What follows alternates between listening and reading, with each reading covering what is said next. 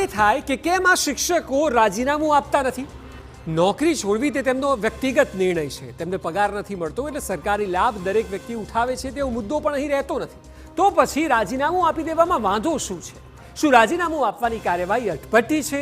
જે શિક્ષિકાના મુદ્દાથી આખો મામલો ચગ્યો હતો તે ભાવના પટેલ સામે આવ્યા છે અને લગાવી રહ્યા છે ગંભીર આરોપો.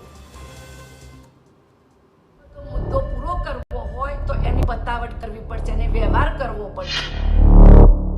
કલેક્ટર ઓફિસની અંદર આપવાના હોય, અમારી મેઇન ઓફિસમાં આપવાના હોય, બીજા અમારે અનેક નાની નાની ઓફિસમાં આપવાના હોય અને થોડા અમારે રાખવાના હોય. આની અંદર 5 લાખ જેવો તો ખર્ચો થશે. એટલે મેં એમને એવું કહ્યું, ઓલરેડી વિડીયો તો વાયરલ થઈ ગયો છે, હવે મારે શાના માટે પૈસા આપવાના?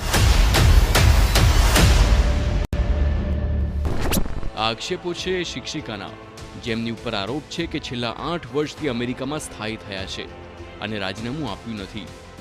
આ છે ભાવના પટેલ, બનાસકાંઠાના પાંછા શાળાના શિક્ષિકા. આ એ જ શિક્ષિકા છે જેમનો મુદ્દો ચગ્યા બાદ રાજ્યની સરકારી શાળાઓમાં ગેરહાજર શિક્ષકોના અનેક કૌભાંડો સામે આવ્યા. જોકે ભાવના પટેલ પોતાના પર લાગેલા તમામ આરોપો ફગાવે છે. સાથે જ એવો દાવો કરે છે કે તેમને હેરાન કરવા તેમની સ્કૂલના આચાર્ય જ તેમને ફસાવી રહ્યા છે.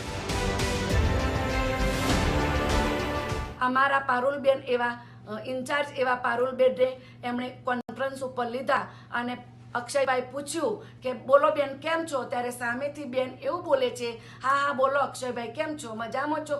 શું કર્યું મારા કામનું? કેટલે આવ્યું? પતિ તો જશે ને? મારું કામ થઈ જશે ને? એટલું એનો એમ અને જોજો આ બધું પૂરું કરી દેજો. ભાવના પટેલનું તો કહેવું છે કે તેમણે તમામ નિયમો અનુસાર જ કામગીરી કરી છે અને મંજૂરી બાદ જ તેઓ અમેરિકામાં છે.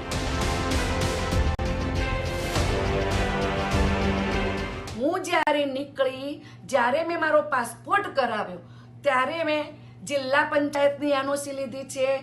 ત્યાર પછી મેં અહીંયા અમેરિકાની પ્રોસેસ કરી અને એ માટે પણ મારે વિઝા માટે પણ એનઓસીની જરૂર હતી એટલે મેં એ વખતે પણ એનઓસી લીધી છે અને એનઓસી બધી જગ્યાએ મેં આપેલ છે અને તેમ છતાં મારી પાસે પણ એના પુરાવા મોજૂદ છે. જોકે ડીપીઈઓએ આ દાવો ફગાવી દીધો છે અને શિક્ષિકાએ માત્ર રજા રિપોર્ટ જ આપ્યો હોવાનો દાવો કર્યો છે.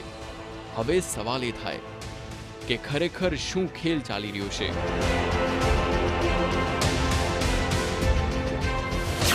શિક્ષકોને વર્ષમાં 15 પરચુરણ રજા મળે છે. 20 રજા અર્ધ પગાર સાથે મળે છે. બિનપગારી રજા નોકરી દરમિયાન વધુમાં વધુ 36 મહિનાની મળી શકે. પણ આ માટે મંજૂરી અતિ આવશ્યક છે. તો આટલા શિક્ષકો મંજૂરી વિના કેવી રીતે જતા રહ્યા તો તેમની જગ્યા કેમ પુરાતી નથી? જો શિક્ષક વિદેશ વસવા જ માંગતા હોય તો પછી રાજીનામું જ કેમ ન લેવાય? રજા કેવી રીતે મળી શકે? શું કોઈ એવા ધારાધોરણો નથી કે વિદ્યાર્થીઓના અભ્યાસને ધ્યાનમાં રાખીને લેવાય?